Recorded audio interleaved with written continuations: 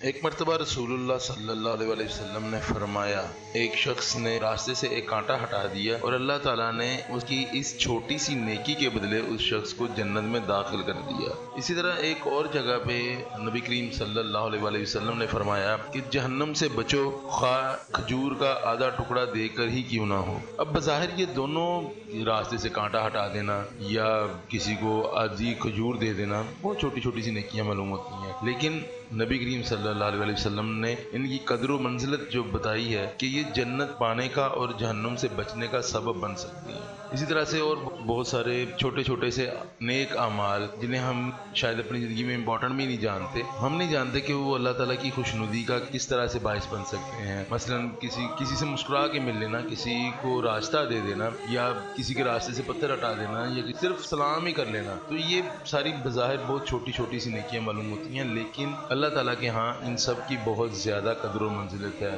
وہ اعمال جو ہم خود بھی شاید بھول جائیں گے، اللہ انہیں بھی شمار کرے گا۔ تو کوئی پتہ نہیں کون سی نیکی ہمارے لیے نجات کا باعث بن جائے۔ تو آج سے کوشش کریں کہ ہم خواہ چھوٹی سے چھوٹی نیکی ہو، کرنے کی کوشش کریں گے، چھوٹے سے چھوٹے نیک اعمال کرنے کی کوشش کریں گے۔ ویڈیو پسند آئی تو لائک کیجیے گا، اور مزید ویڈیوز دیکھنے کے لیے ہمارے چینل کو سبسکرائب کر دیجیے۔ شکریہ۔